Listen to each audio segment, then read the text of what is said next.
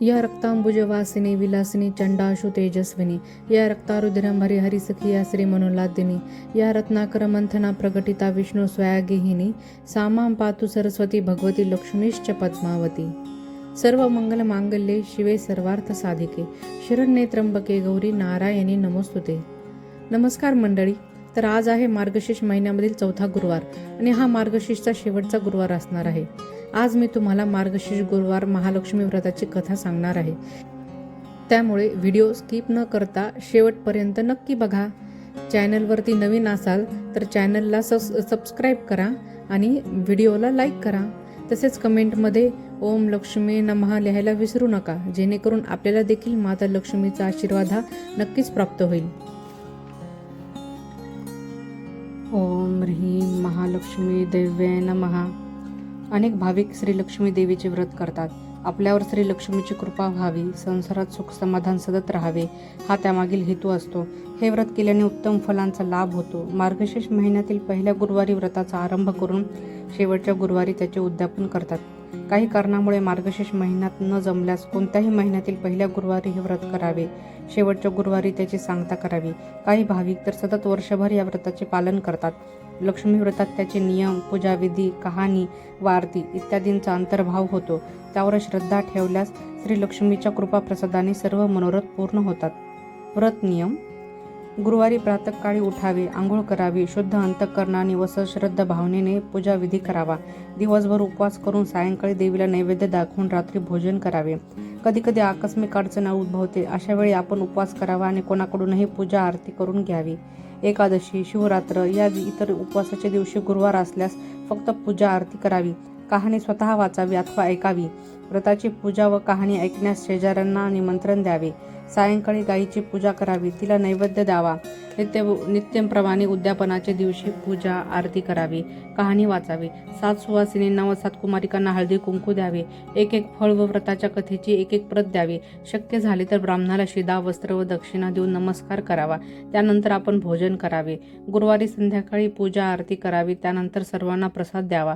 कोणत्याही महिन्याच्या पहिल्या गुरुवारी या लक्ष्मी व्रतास सुरुवात करावी। हे व्रत वर्षभर पाळावे। अडचण निर्माण झाल्यास दुसऱ्या महिन्याच्या पहिल्या गुरुवारपासून हे व्रत सुरू करावे। असे अखंडपणे वर्षभर व्रत पाळावे, शेवटी त्याचे उद्यापन करावे। श्री महालक्ष्मी देवीची कहाणी। श्री गणेशाय नमः। श्री महालक्ष्मी देव्ये नमः। ओम श्रीं क्लूं ओम धनद धनं देहि माम। ओम धनदाय नमस्तुभ्यं निधि पद्माधिपाय च भवन्तु तत्वप्रसादान् मे धनधान्यादि संपदः। मन लावून ऐकावी, ध्यानात ठेवावी। श्री लक्ष्मी देवीची कहाणी। द्वापर युगाची अधिष्ठात्री, सौराष्ट्र देशाची मोहिनी श्री महालक्ष्मी देवी। आटपाट नगर होतं। नगराचा एक राजा होता, त्याचे नाव होते भद्रश्रवा। तो दयाळू, शूर, प्रजादक्ष होता। देवा ब्राह्मणांना, साधू संतांना सुखावित होता, आनंद देत होता। राजाच्या राणीचं नाव होतं सूरजचंद्रिका। नाव चांगलं पण स्वभाव अहंकार। मागील जन्मी ती एका वैश्याची पत्नी होती। तिचं नवऱ्याशी भांडण होई, भांडणाने वैतागलेली रागानं घराबाहेर पडली। चालत होती अनवाणी रानातून, तिथं तिला दिसल्या सुवासिनी। त्या करीत होत्या लक्ष्मीचं व्रत। ते तिनं पाहिलं, त्यांच्याबरोबर तिनंही व्रत केलं। दुःख विसरली, दारिद्र्य गेलं, परिस्थिती सुधारली। देवीची भक्ती फळाला आली। कालांतराने ती मरण पावली। पुढे तिचा पुनर्जन्म झाला। स्त्रीचाच जन्म पुन्हा मिळाला, पण भाग्य उजळलं। भद्रश्रवा राजाशी तिचा विवाह झाला। ऐश्वर्यात लोळू लागली। गर्वानं ती फुगली, गरिबांना विसरली, तोऱ्यात ताठ्यानं फुगली, दासदासींवर रागवली। एकदा काय झालं, देवीच्या मनात आलं राणीला आपण भेटावं, मागच्या जन्मीची आठवण करून द्यावी, ओळखते की नाही हे बघावं। राणी राजवाड्यात सुखाने राहत होती। राजाची कौतुक करी, तिचे लाड पुरवी। त्या दोघांना पुढे 7 पुत्रे झाली आणि एक कन्या झाली। कन्येचं नाव होतं श्यामबाला। एके दिवशी काय झालं, देवीने म्हातारीचं रूप घेतलं, फाटकं वस्त्र नेसली, माथी मळवट फासला, हाती काठी घेतली, काठी टेकीत राणीला भेटायला आली। तिने आरोळी दिली। अरे आहे का घरात कोणी घास देईल का? दासी बाहेर आली। म्हातारी दारात दिसली। त्यानं विचारलं, कोण ग तू? आलीस कुठून? काय काम काढलं? तुझं नाव काय? गाव कोणतं? तुला हवंय काय? मधून खोकत हळू आवाजात म्हातारी सांगू लागली, माझं नाव कमला, द्वारकेहून आले ग, राणीला भेटायचे। कुठे आहे ग राणी? दासी म्हणाली, राणीसाहेब महालात आहे, सख्यांशी गप्पा मारत आहेत। त्यांना सांगितलं तर माझ्यावर रागवतील। तुला ग त्या कशा भेटणार? काय तुझा हा अवतार? तुला पाहून माझ्यावर ओरडतील, उनदुन बोलतील, त्यांच्या सख्याही तुला हसतील। तू जरा आळोशाला बस, मैत्रिणी गेल्या म्हणजे मी सांगते त्यांना. म्हातारी रागवली, मनोमन संतापली. तुझी राणी पैशाला भाळली, माणुसकी विसरली, दरिद्री मेली. आज झालीये राणी, पण देवीला विसरली. माझ्यामुळेच ना, मीच तिला व्रत सांगितलं देवीचं, तिनं ते केलं. आता राणीपदावर बसली, देवीला आठवणही राहिली नाही. गर्व झालाय संपत्तीचा, पैशाची धुंदी आलीय. गोरगरिबांची पर्वा नाही, थोरा मोठ्यांचा आदर नाही. मोठ्या घरच्या मुली त्या मैत्रिणी, म्हातारी गरिबां भिकारी, तिला कोण विचारते? पण याचं फळ तिला भोगावंच लागेल. तेव्हाच तिचे डोळे उघडतील. जाते मी. दासी घाबरली. तिनं म्हातारीला पाणी दिलं, हात जोडून म्हणाली, ते व्रत मला सांगाल? मी ते नेमानं करीन. उतणार नाही, मातणार नाही, घेतला वसा टाकणार नाही, दिलेला शब्द मोडणार नाही. त्या दासीला व्रताचा वसा सांगितला. म्हातारी उठली, काठी टेकीत निघाली. तोच माडीवरून राणीची कन्या शांबाला धावत आली. ती कळवळून म्हणाली, आजी रागवू नका, चुकली माझी आई. तिच्या वतीने मी क्षमा मागते, कृपा करा, दिलेला शाप मागे घ्या, पाया पडते तुमच्या. म्हातारीला मुलीची दया आली. म्हातारीनं क्षणभर त्या मुलीकडे पाहिलं आणि तिला लक्ष्मी व्रताचा वसा सांगितला. मुलीचा निरोप घेऊन म्हातारी निघणार, तोच राणी माडीवरून आली. दारशी येत तर म्हातारी दिसली. राणी ओरडली, ए थेरडे, कशाला गा आलीस? जा इथून. उठ म्हणते ना, जातेस की नाही? दुसरी घरं नाही दिसली तुला? म्हातारीने संतापाने घराघरा डोळे फिरवले. कपाळावर आठ्या पसरल्या. ती तडक घराबाहेर पडली. दासीने लक्ष्मी व्रत केलं, तिची स्थिती सुधारली. दासी पण गेलं. संसार सुखाचा झाला. पुढे मार्गशीर्ष महिना आला. पहिल्याच गुरुवारी शांबालेने लक्ष्मी व्रतास सुरुवात केली. सगळे नेम धर्म पाळले.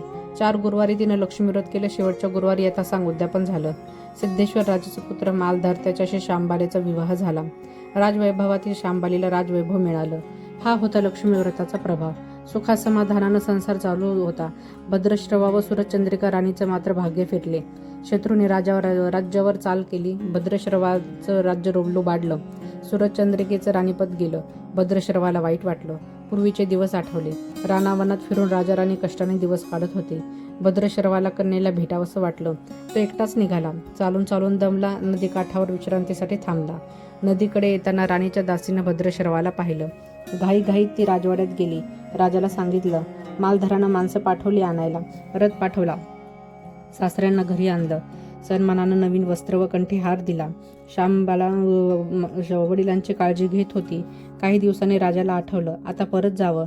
जावयाला तसं त्यानं सांगितलं. मुलीचा निरोप घेतला. जावयानं मोहरा भरलेला हंडा नोकराकडे देऊन राजासोबत पाठवला. राजा घरी परतला. चंद्रिकेला भेटला. हंडा पाहून ती आनंदली. घाईनं तिनं झाकण काढलं. आत बघते तर काय, तिला कोळसेच दिसले. सुरचंद्रिकेने कपाळावर हात मारला. नशिबाला दोष दिला. नवऱ्याला सांगितलं. ते ऐकून तोही चकित झाला. दुःख पाठलाग करीत होते. दारिद्र्य सरत नव्हते. चिंतेचे सावट पसरत होते. काळजीचा वनवा भडकतच होता. सुरचंद्रिकेचा एक एक दिवस दुःखाचा जात होता. एके दिवशी तिला मुलीला भेटावं, डोळे भरून पाहावं वाटलं. नशिबाचे भोग भोगायचेच आहेत. सुरचंद्रिका घरून निघाली. मुलीच्या सासरी पोहोचली. तो दिवस गुरुवारचा होता. नदी तीरावर जरा वेळ बसली. दमली होती. त्याचवेळी एक दासी नदीवर आली. तिनं राणीच्या आईला ओळखलं. घाईनं ती महालात गेली. राणीला निरोप दिला. तुमची आई आलीये, नदीतीरी बसलीये, खूप दमलेली दिसली, तिला आणायला कोणीतरी पाठवा. शांबालीनं सारथ्यासोबत रथ नदीकडे पाठवला.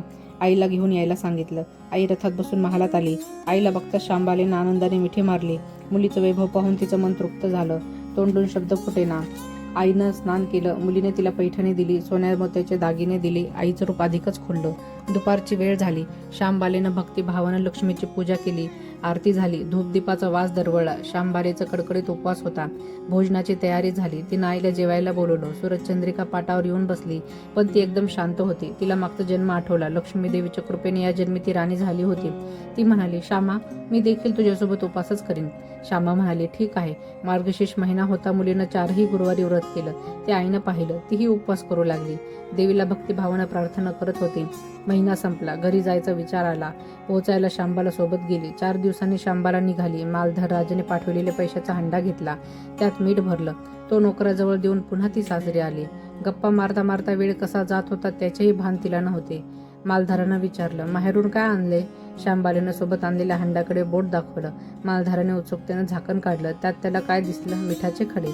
अगं वेडे, मिठाचे खडे कशाला आणलेस? इथं मीठ मिळत नाही? मिळतं ना मीठ, पण हे मीठ माझ्या वडिलांच्या राज्यातलं आहे. वडिलांचं राज्य सौराष्ट्रात होतं. त्या शेजारच्या समुद्राचं आहे हे मीठ. समुद्र तीरावर दूरवर माझ्या वडिलांचं राज्य होतं. पण आज शांबालीच्या सांगण्यातली खोच राजानं हेरली. तो विचारात गुंतला. शांबाला म्हणाली, हे मीठ जीवनाचं अमृत आहे. अन्नाला चव येते ती मिठानंच. मीठ नसलेला पदार्थ अळणी. ज्याचं मीठ खावं त्याच्याशी इमानी असावी. त्याचं रक्षण करावं. कामात कसूर झाली तर प्रसंगी प्राणही द्यावे. मालधार राजा निश्चयानं उठला. त्यानं आपले सेवक सासऱ्याकडे पाठविले. त्याला बोलावून घेतलं.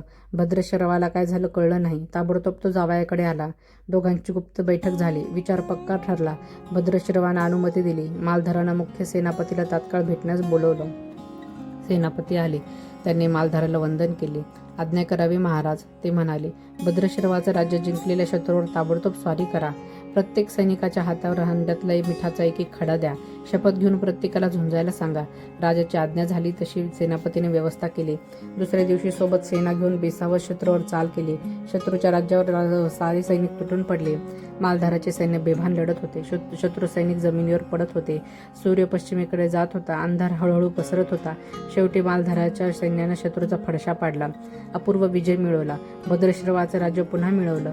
मालधाराला व शांबाईला ही आनंदाची बातमी सेनापतीने ताबडतोब कळवली. सैनिकांनी शत्रू राज्यातील खजिना लुटला. अफाट संपत्ती मिळाली. ती पोत्यात भरून मालधाराकडे आणली. त्यात सोन्याच्या मोहरा बरीच नाणी होती आणि शास्त्राचा साठाही होता. मालधारानं भद्रश्रवास सूरजचंद्रिकारानेच घेऊन यायला सांगितलं. ती आल्यावर घरात आनंदाचं उधाण आलं. तो होता गुरुवार. शांबालेने लक्ष्मी व्रताची पूजा केली. आरती झाली. धूपदीपाचा सुगंध दरवळला. तिनं व तिच्या आईनं उपवास केला. रात्री देवीची आरती झाली. देवीला नैवेद्य दाखवून सर्वांनी पंचपक्वान्न जेवण केले. मार्गशीर्ष महिन्यातला हा शेवटचा गुरुवार. लक्ष्मी व्रताचा शेवटचा दिवस. मंगल मुहूर्ताचा दिवस. मालधारानं भद्रश्रवाचं राज्य त्याच्या स्वाधीन केलं. त्यानं या व्रताची सांगता झाली. राजा राणी सौराष्ट्रात आले. सूरजचंद्रिकेनं पुन्हा लक्ष्मी व्रताचा वसा घेतला. तो आजन्म पाळला. घरची स्थिती सुधारली. राजाचे 7ही पुत्र दूरदेशाहून अचानक घरी आले. त्यांना पाहून आई वडिलांना आनंद झाला. या व्रतामुळे राजा राणी सुखी झाले. दुःखाचे वादळ सरले. अशी 60 उत्तराची कहाणी. 5 उत्तरी सुफळ संपूर्ण. सर्वांनी देवीला वंदन करावं. त्याचं घर सदैव आनंदित राहावे अशी लक्ष्मी देवीला प्रार्थना करावी. जय श्री महालक्ष्मी. आरती महालक्ष्मीची. जय देवी जय देवी जय महालक्ष्मी. वस्य व्यापक रूपे तुस्तु लक्ष्मी. जय देवी जय देवी. गर्वीर पूर्वासिनी सुरवरमुनी माता. पुरहर वरदायिनी मुरहर प्रियकांता. कमलाकारे जठरे जन्मिला दाता. सहस्रवदने भूधरणा पुरे गुणगाता. जय देवी जय देवी जय महालक्ष्मी. वस्य व्यापक रूपे तुस्तु लक्ष्मी. जय देवी जय देवी. मातुलिंग गदा खेटक रवी किरणे. झळके हाटक वाटे पियुष रसपानी. माणिक रसना सुरंग वसना मृगनयने. शशीधरवदना राजस्मदनाची जननी. जय देवी जय देवी जय महालक्ष्मी. वस्य व्यापक रूपे तुस्तु लक्ष्मी. जय देवी जय देवी. ताराशक्ती अगम्य शुभज का गौरी. साख्यमंती प्रकृती निर्गुण निर्धारी. गायत्री निजबीजा निगमगम संसारी. प्रकटे पद्मावती निज धर्मचारी. जय देवी जय देवी जय महालक्ष्मी. वस्य व्यापक रूपे तुस्तु लक्ष्मी. जय देवी जय देवी. अमृत भरते सरते अर्धुरते वारी. मारी दुर्गड सरा भवदुस्तारी. वारी माय पटेल परमत परिवारी. हे रूपचे द्रुप्त द्रुप दावी निर्धारी. जय देवी जय देवी जय महालक्ष्मी. वस्य व्यापक रूपे तुस्तु लक्ष्मी. जय देवी जय देवी. चतुराने कुष्ठित कर्माच्या आवळी. लिहिल्या असतील माते माझे निजभाळी. पुसोनी चरणातळी पसू निष्काळी. मुक्तेश्वर नागर क्षीरसागर भाळी. जय देवी जय देवी जय महालक्ष्मी. वस्य व्यापक रूपे तुस्तु लक्ष्मी. जय देवी जय देवी. जर ही माता लक्ष्मीची कथा आणि आरती आवडली असेल तर चॅनलला लाईक करा, सबस्क्राईब करा आणि आपल्या मित्रपरिवारासोबत जरूर शेअर करा. धन्यवाद.